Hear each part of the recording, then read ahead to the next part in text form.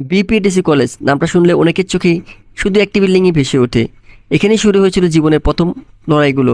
আজ আমি ফিরে এসেছি সেই পুরনো জায়গায়। দেখি পুরাতন জায়গাগুলো এখন কেমন আছে কিংবা কতটুকু পরিবর্তন হয়েছে। আজ আমি ক্যাম্পাস ঘুরে দেখব কি কি পরিবর্তন এসেছে। আমি এই মুহূর্তে আছি বিপিডিসি স্কুল অ্যান্ড কলেজের সামনে। এটা আমার প্রাক্তন কলেজ। মেলা বছর পরে আসলাম আর কি। দেখে গেলাম কি অবস্থা। আগের থেকে অনেক পরিবর্তন হয়েছে। যেহেতু মানুষ পরিবর্তনশীল, আমাদের কলেজও পরিবর্তনশীল, তবে এটা নিয়ে আমি অনেক গর্ববোধ করি। এটা সাভারের মধ্যে one of the best college, এবং কমার্সের জন্য সাভারে এটার উপরে কোনো কলেজ নেই। এই জায়গার কলেজ, এই জায়গার শিক্ষকগুলো খুবই এক্সপার্ট এবং গুণগত মান সম্পন্ন। এটাই হচ্ছে পিটিসির স্কুল ক্যাম্পাস।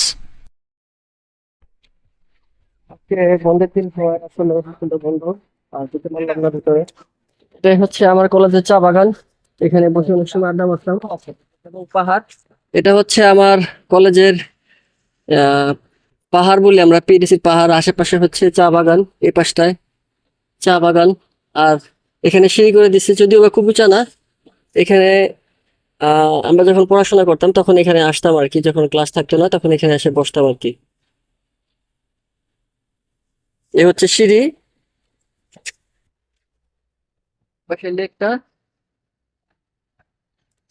শুধু একটা না, এরকম আরো অনেকগুলো টিলা আছে এই পাশে। আমি মাত্র একটা টিলাতে উঠছি।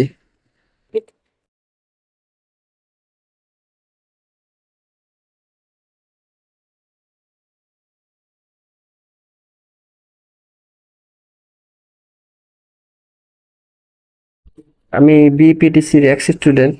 এখানে সময় পেলে একটু আসি, কেননা এটা এক সময় আমার কলেজের একটা অংশ ছিল।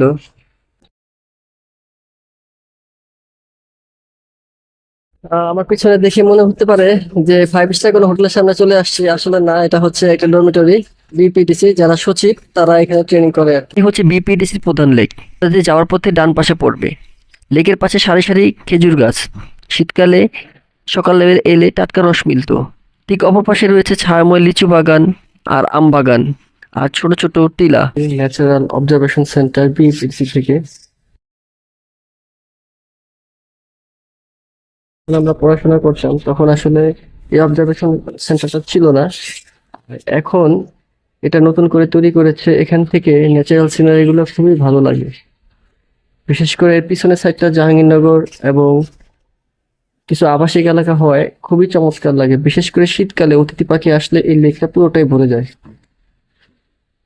এখনো কিছু পাখি আছে, বাট ওইরকম নাই।